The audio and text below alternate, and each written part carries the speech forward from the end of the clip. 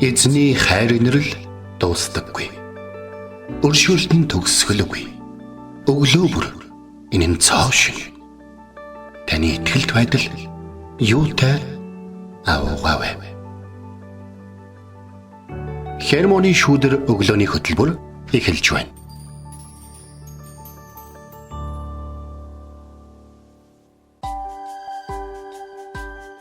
Шинэ 7 өдрийн мэнд хүргэе. Тэгэл радиогийн эфирээс Хермоны шүүдэр өглөөний хөтөлбөр инхүү эхэлж байна. Эфирт пастор Сайна болон хөтлөгч Билгэнээр ажиллаж байна.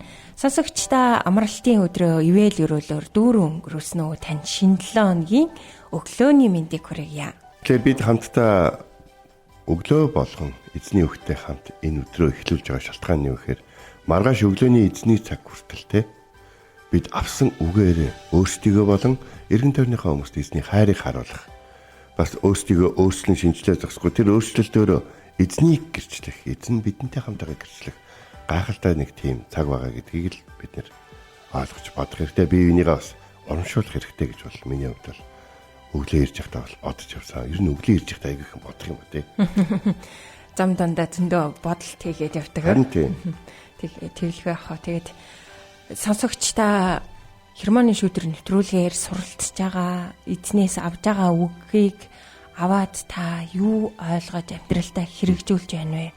Та тэрийг бас бидэнтэй хуваалцаарай. Тэгээд үнэхээр эзэн танд сануулж байгаа тэр үгийг та амьдралдаа хэрэгжүүлжтэй үйлдэл болох нь хамгаас чухал шүү. Тэгээд бид нэр бурхан залбирлаар дамжуулан ярьдаг, библиэр дамжуулан ярьдаг, бусад итгэгчдээр дамжуулан ярьдаг, мөн нөхцөл байдлаар дамжуулан эзэн үгээ хэлж ярьсаар байдаг шүү гэдгийг танд сануулсаар байна. Тэгэхээр ямар нэгэн зүйлийг танд дахин сануулсаар байвал зөвхөн таал тэр ажлыг хийх ёстой зүйл шүү гэдгийг битгий мартаарай тий. Тэгээд өнөөдөр бид нэр өмнө бид нэр ярьжсэн те бурхан библиэр дамжуулан ярьдаг тухай ярьж байхад гарч исэн ишлэлийг өнөөдөр дахин бас судалж үзэх болно. Тэгээ библиэр дамжуулан бурхан ярьдаг гэдэг нь бурхан тэр олон түүх, сургамж, зэмлэл дотроо таныг өөрийнх нь алив сайн үйлсэд болон Тэнгэрийн хаанчлалд амьд байхдаа оруулах үйлчлэлд тань бэлдэж байдаг юм а гэдгийг битгий мартаарай. Бичээс бүр хэрэгтэй хэсгээрээ амьдралыг чинь хэрэгтэй үед амьсгалж байдаг юм шүү гэдгийг дахин нэг сануулъя те. Тэгээд өнөөдөр үзэх ишлэлийг өмнө ч гэсэн та маш олон удаа ингээд сонссон бидний сайн мэдэх ишлэл байгаа. Гэхдээ тухайн цаг нөхцөл те мөчтөө тэр үг өөрөөр амьсгалж байдаг. Өөрийг бас ойлгуулж байдаг гэдгийг битгий мартаарай. Тэгэл би яхаа. Тэгэхээр бид нэр тийм наадах чи мэднэ гэж хэлэхээс өмнө тийм ээ наадах чи үнэхээр чухал шүү. Яагаад гэвэл тэр үед хэрэг болсон, энэ үед хэрэг болсон гэж хэлэх дуршлаг бас гэрчлэл танд байхгүй бол тэр үгийг та мэддэг байхын танд ямар ашигтай вэ гэдгийг бол бид нэр дахин нэг удаа ч биш магадгүй хидэн удаа амьдралынхаа туршид ойлгож ухаарах те. Нэгч хэрэгжүүлдэггүй олон үгийг мэддэг гэдгийг мэдэх үед хүний сэтгэл ямар хэцүү болдог вэ гэдгийг бас одоо сандаг байх хэрэгтэй болов уу гэж бодож байна. За ингээд битгэж ч одоо ингээд эзний үг хуваалцах гэдэг ингээд бүр яарад үгийн цагаас өмнө ингээд орох гэдэг тий. Халелуя. За тэгээд энэ гайхалтай өглөөг өгсөн эзний өмнө хамтдаа ирж түнд алдар магтаалыг хүргэе. Эзэн биднийг аврах хүчтэй.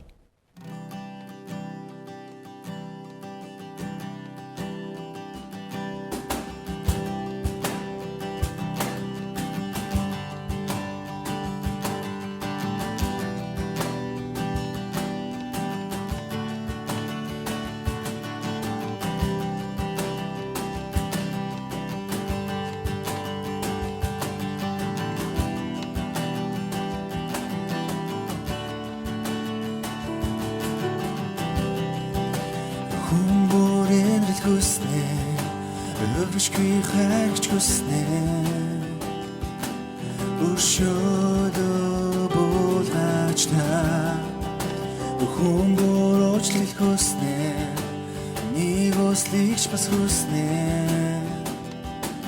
Надварыг өгөөч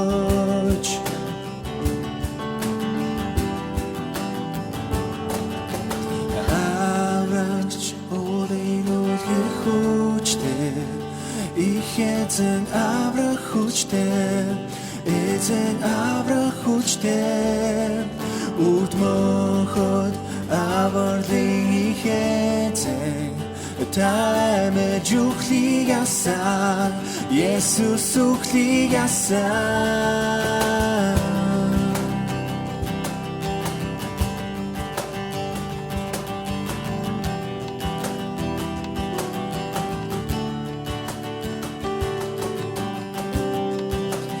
гинтэд орон намайг байгаагаар минь аваач Амьдарлыг минь дүргэж бүхнээ танд өргөө итгэлийн дагуу илдээ бид таныг дагнаа бид таныг дагнаа аврагч өөрийн хүчтэй их эзэн аврах хүчтэй эзэн аврах хүчтэй үрд мөнхөд авралын их эзэн таймэж үхлийг асан Есүс үхлийг асан аврагч өөрийн хүчтэй их эзэн аврах хүчтэй эзэн аврах хүчтэй үрд мөнхөд авралын их эзэн таймэж үхлийг асан Есүс үхлийг асан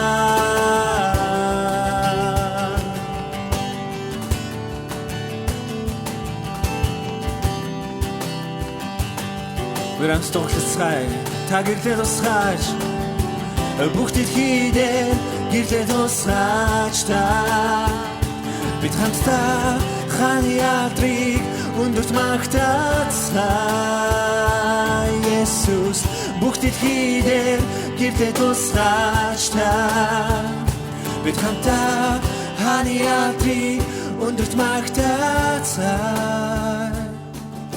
аврагч өөрийн хүчтэй их эзэн аврах хүчтэй эзэн аврах хүчтэй үрд мөнхөд авралын их эзэн таймэж үхлийг асан Есүс үхлийг асан аврагч өөрийн хүчтэй их эзэн аврах хүчтэй эзэн аврах хүчтэй үрд мөнхөд авралын их эзэн таймэж үхлийг асан Есүс үхлийг бүх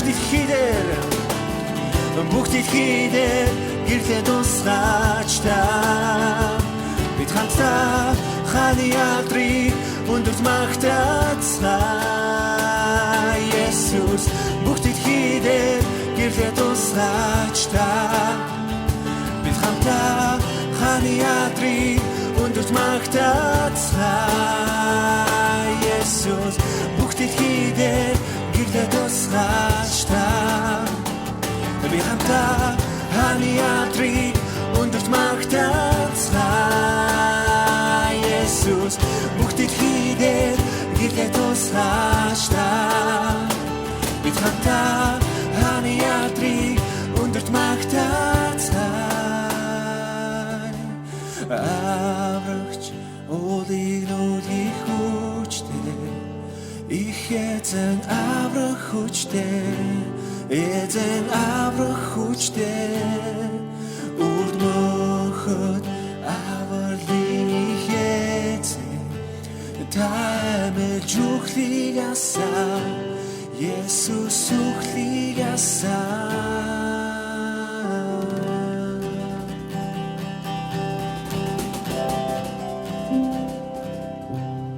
Бурхан, та миний бурхан. Би таныг эртлэн хайхвалаа. Усгүй хуурай ангамл газарт сэтгэл минь танаар сангаж би махбат минь таныг хүсн тэмүүлж байна. Дуурал 63-ийн 1. За бид өнөөдөр хамтдаа 2 дугаар Тимотийн 3-ын 16 дугаар ишлэлээр төвлөрч байна. Харин бид энэ ишлэгийг бол мэддэг гэж түрүүн бол манай бэлгэлсэн шүү дээ. Бичвэр бүр Бурхны амьсгалснаар бөгөөд заахад, зэмлэхүүд, залруулахад, зөвд чиглүүлэхүүд тустай гэж хэлсэн юм. Амен. Энэ үгийн хувьд бол ямар ч асуудал алга. Харин энэ үг бидний амьдралд ирж яхад биднэрт ямар асуудал байдаг вэ гэдэг талаар өнөөдөр бид нэр илүү ярилцсан гэсэн. Хүмүүс өөрт нь ерөөсөө өөрчлөлт авчираагүй эсвэл өөрөө хэсэг дуртай байсан гэдэр гэж зарим магтан дууг бас зарим эзний үгийг хэлдэг. Тэгээ би тийм итгэгчийг ингээд харж байхдаа үгүй яагаад одоо эзнийг магтаж байсан магтаал нэг юм модонд ороод алга болчдөг дуу шиг байдаг үлээ те. Үгүй яагаад өнөөдрийг хүртэл анх бичигдсэн цагаас хойш хүмүүсийг бурхан руу ойртуулж хүмүүсийг бүр дайны тэр аимшигтай хядлах дотор те аимшигтай тэр өвчний тэр одоо хүндрэл дотор тийм үү ганцаардал тэр хаягдал тэр аимшигтай урвалтуудын дунд байж хат нь эзэнлүүн дуудаж босгож байсан тэр үг одоо нэг хэрэгтэй үг шүү дээ. Одоо нэг амьд биш үг шүү дээ. Одоо бол яахтай нэг юм тийм үг болдог байна гэдгийг гаяа бол миний хувьд бол яг бодож явдаг байна. Тэгээд хэрвээ Библи надад нэг юм онц биш эсвэл ингээд надад юм өгөхөө болоод эхлэх юм бол би бурхны өмнө бол гимшдэг байна. Яг бол энэ айгүй айлт аахгүй. Энэ пастор хүний хувьд, энэ номлогч хүний хувьд те эзний үгийг бусдад дамжуулдаг хүний хувьд өөрөө тэр үг нь амьд биш байх мэдрэмжийг авна гэдэг бол эсвэл одоо өөрийнхөө одоо юу гэдгийг амжилт юм уу эсвэл чадахгүй байдлаар өөрийнхөө дамжуулж байгаа үгэнд хандна гэдэг бол маш буруу зүйл баггүй. Ер нь бол амьдралынхаа туршид нэг 9 цуглааны барилгын ажилд те ингээд тусалж ирсэн байлээ. Барьж яхтна гэсэн үг шүү дээ. Тэгэд баян шүнд нэг цуглааны байр барьж явах үед бидний барьж ирсэн хүмүүсийн дунд бас нэг тэмцээнийг би ерөөсөө мартдаггүй. Тэр бол ямар тэмцээн байсан бэ? Хадаас хатах тэмцээн. Тэгэл одоо над чиг одоо бичгийн хүм бол одоо нэг хадаасыг те нэг 100-ийн хадаасыг баг 4-5 зогч ирсэн чинь бид нартай хамт барилга барьж ирсэн нэг залуу таг гэж нэг зохиол талд нь хүртэл оруулаад таг гэж хоёр дахь цахилдаар л оруулаад байсан. Тэгээ бид нар 10 хадаас хадах тийм тэмцээн зохиол тэр залуу ерөөсөө юу гэдгийг нэг ч хадаас мөрөөлөхгүйгээр 10-ийн хадсан багт. Тэгэхээр бид нар эндээс нэг зүйлийг харж байна. Туршлага. Бичвэр бүр бурхны амьсгалснаар бөгөөд заахуу зэмлэхүү залруулахуу зөвд чиглүүлэхүү тустай гэж.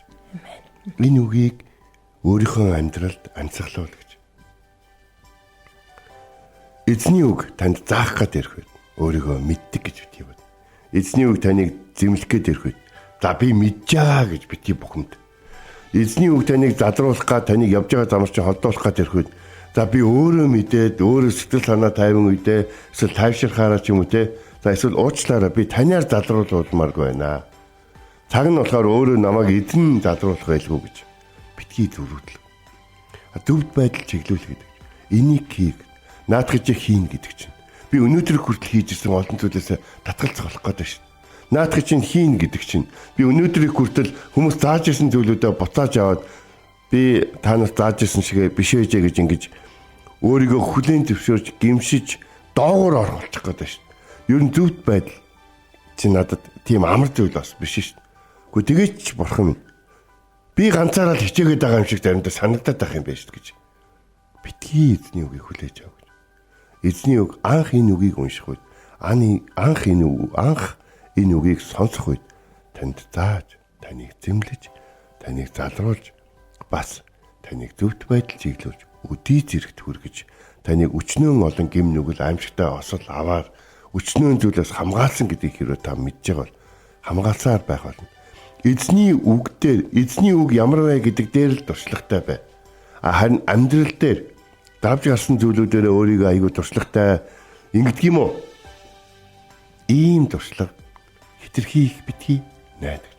Өнөөдрийн үгийн одоо үндсэн яг ингээд тантай ярилцмаар байгаа зүйл нь юу вэ гэхээр туршлагад бүү найдаж.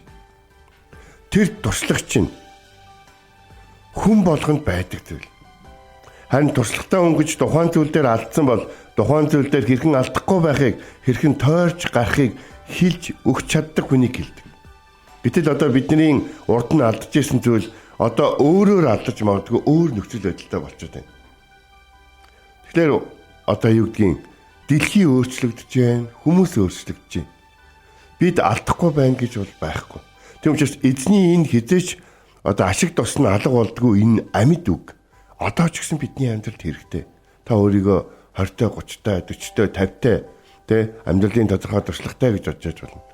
Таны тэр туулсан туршлага чинь зөвхөн танд зориулагдсан эзний төлөвлөгөөний дагуу таны хүчирхийллийн тулд өгөгдсөн зүйл байж болно. Харин одоо туршлага хэрэгтэй байгаа, тусламж хэрэгтэй байгаа, мэрэгэн ухаан хэрэгтэй байгаа тэр хүмүүст таны туршлагаасаа олж авсан нэг юм ойлголтын үг биш. Харин танд туршлага суулгаж танд ялалтыг, танд амар амгалан, танд хүчийг өгжсэн эзний өнөөдрийн үг болох бичвэр бүр бурхны амьсгалснаар байгаа бөгөөд заахуу, зэмлэхүү, задруулгуу, зөв чиглүүлэхүүд тустай гэдэг үг үндэ хэрэгтэй байгаа гэж. Нэгэн цаг энэ үг таныг аварж ирсэн бол одоо танаас үг сонсгоо, танаас зөвлөгөө авах гэдэг хүнд хамгийн хэрэгтэй үг гэж. Та өөрийнхийг биш, Тэнгэрийн хаанчлалыг ирдэг байх ёстой. Та өөрийнхөө үгийг биш, харин Бурхны үгийг хүнд дамжуулахад, Бурхны үгээр хүнийг босгоход анхаарлаа хандуулах хэрэгтэй. Та өөрийнхөө үгээр босгох юм бол та дараагийнхаа алдаан дээр ирэхэд тэр хүний урам хугарах болно. Харин Бурхны үг хизээч хэний ч урмыг хугалахгүй юм а гэдгийг бид нар бодох хэрэгтэй. Туршлага хүн болгонд байгаа гэж хэлсэн. Харин туршлагатай хүн яадаг вэ гэхээр би бол ингэж алдаж ирсэн. Миний ингэж алдаж ирсэн шалтгаан тэр болж байгаа үйл явдал юм уу, тэнд би ямар алдаа гаргасан дээ гэдэг дээр биш. Тэнгуул нь би тэр үед эзний үгийг өөрөөсөө хэр зэрэг холдуулсан бэ, хэр зэрэг ойр байлгасан бэ, эзний үгэнд хэр зэрэг дуулуургүй байсан бэ гэдэг дээр л миний алдааны хамгийн том нь явж исэн гэдгийг л бодож үзэх хэрэгтэй. Учир нь зарим хүмүүс ингэж бодоод байдаг. Зарим хүмүүс ялагдал болон уналтыг алдаа гэж харах гэдэг байхгүй. Уналт болон ялагдал чинь яг үндэ Бурхан өөрийнхөө хүнийг олж авахыг хүсэж байгаа сургалтын нэг хэсэг нь байхгүй. Бид нэр одын бүзэж байгаа дэлхийн хамгийн алдартай гүүл гүйдэг, өсвөрөл өсөрдөг те харуулж одоо тоглож одоо юу гэдгийг тэр тамирчид хүртэл алдаа гаргаж яхахыг бид хардаг. Алдаж яхахыг бид хардаг. Бидний чаддаг зүйлийг хүртэл чадахгүй алдаж яхахыг бид хардаг шүү дээ, тийм. Бид тэдний хийдэг энгийн зүйлийг хизээж чадахгүй байгаа тэд заримдаа дэлхий өөрсдийг нь харж байгаад бидний хамгийн энгийн хийдэг зүйлийг хүртэл алдаж байгаа харагдаг. Эндээс бид нар зүгээр л нэг зүйлийг олж авдаг. Туршлагандаа хит найдах нь маш их аюултай зүйл байдаг. Тиймээс бид таны туулсан туршлага таны хөтөж байж чадахгүй. Бид туулсан бүхнээ бичвэртэй харьцуулан шалгадаг байх хэрэгтэй. Энэ зүйлийг би ингээд туулсан шалтгаан нь. Би энэ зүйлийг ийм байдалд оруулсан шалтгаан нь. Яг үндэ эзний үгтэй ойрхон байсан уу, хол байсан уу гэдэгтэй л маш их холбоотой юм. Гэтэл үннийг хэлэхэд Бурхан бидний хоримтлуулсан туршлагыг зөвхөн бидэнд зориулсан байж болно. Зөвхөн одоо тэр туршлагыг хоримтлуулж байгаа хүнд өөрт нь зориулсан байж болно. Өөр бусдад хэлж өгүүлэх гээгүй байж болно. Тиймээс бид хязгааргүй хүч чадалтай Бурханд үргэлж итгэсээр байх хэрэгтэй. Тэр Бурханд үргэлж найдсаар байх хэрэгтэй. Бурхан бол ядарч хүч чадалгүй болж одоо хурж чадахгүй болж одоо тийм аварч чадгааргүй богино гартаа нэг юм бишээ гэж бол Библиэлд бол бичсэн байдаг. Бурхан үргэлжил биднийг аварсаар байна. Та энэ дэлхий дээр хамгийн хүчрхэг туршлагатай нэгэн болсон үед ч гэсэн Бурханы аврал танд хэрэгтэй хэврээл байх болно.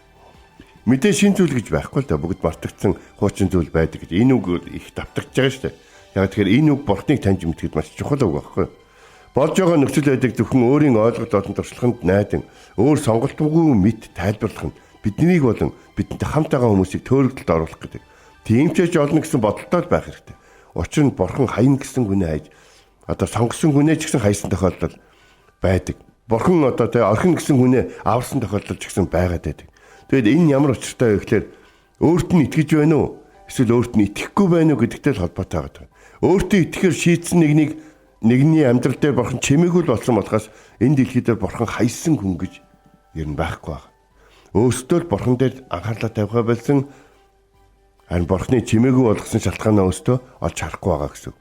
Бурхан бидний амьдралд оролцоо байлдаг. Бурханы оролцоо бидний амьдралд харагдгаа байдаг. Торын ганц шалтгаан бод бид нэг жоохон мэддэг болоо жоохон туршлагатай болоод эхлэх үедээ л түүнийг оролцуулахаа байгаад өөртөө хийх гээд эхэлдэг. Библийн 1-2 түүхээр биш бүтнээр нь харцуул. Нэг түүхтэр хэрэгэлсэн бурхны аргын зөвхөн тэнд л хэрэгэлсэн болохыг бид өнөөдөр харах боломжтой. Өнөөдөр таны хэдэн хүн өөрийнхөө зөвлөгч туршлагатай нэгэн гэж бодож явдгийг би мэдэхгүй. Харин бурхан өнөөдөр амьд байгаа бүх хүмүүстэй ажиллаж зөвлөж удирдах, тэднэрт нь аврал хэрэгтэй, тэднэрт нь хамгаалалт хэрэгтэй, тэдэнд нь тусламж хэрэгтэй гэдгийг цорын ганц мэдж байгаа нэгэн. Бид бичээсийн талаар олон удаа ярьсан л. Бичээсийн аль хэсэгт амьдралыг чинь аль хэсэгт хөдөлгөөн оруулж амьсгалахыг мэдэхгүй. Маш их мэдлэг, эслэлтэй. Одоо таны тээжсэн маш их эслэлтэй. Ямар утгатай болохыг та мэдэх өдөр хизээнэ гэдэг. Заавал ярина. Тиймээс бүх зүйл таны туусан туршлагаар биш. Харин бурхны хүсэл болон бичээсийн амьсгалснаар байх болно гэдэгт та итгэсээр байх юм бол таны амьдрал чинь амьд, бурхны сүнсний ажил таны амьдралд танаар дамжуулан эргэн тойрны чинь хүмүүсийн амьдрал ч гэсэн хийгдсээр та зөвхт байдал чиглүүлэгдсээр байх болно гэж. Амен. Тэгэхээр туршлаганд бүү найдараа гэдгийг тухайн өнөөдөр бид нар суралцлаа шүү дээ. Тэгээд түрүүн пастор маань хэллээ. Та эзний үгэнд ойр байна уу? Эсвэл хол байна уу? Та эзний үгэнд дуулууртай байсан уу? Эсвэл дуулуургүй хандсаар байна уу? Тэгэхээр яг энэ цагт та тунгаан бодоорой. Эзний өмнө ирээрээ. Үнэхээр эзний үгээс та хол амьдарч гин үү? Эсвэл эзний үгийг зуураад та дуулууртайгаар амьдарч гин үү гэдгээ нэг тунгаан бодож эзний өмнө хамтдаа ярьцгээе.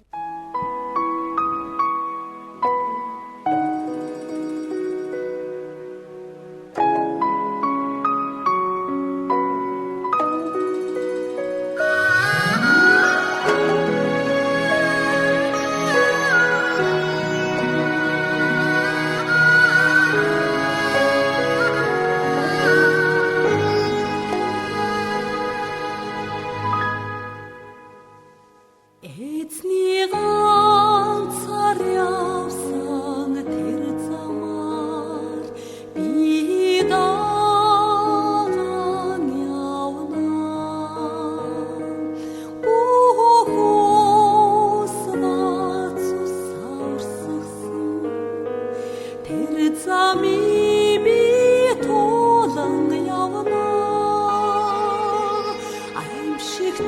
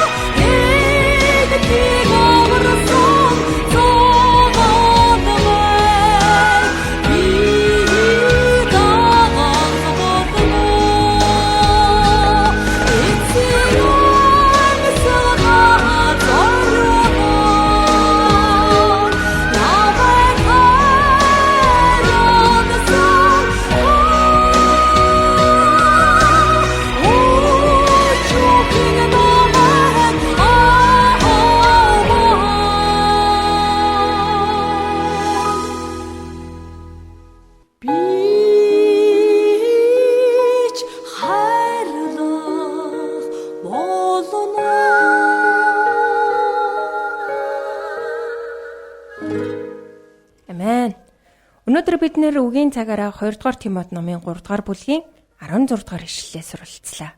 Бичвэр бүр Бурхны амьсгалснаар бөгөөд заах үе, зэмлэх үе, залруулах үе, зөвд чиглүүлэх үед тустай. Бурхан хэрхэн ажилдгийг Библиэс бүхэлд нь харж сураарай. Зөвхөн 1-2 багц ишлэлээр хязгаарлан харах нь хангалтгүй юм аа.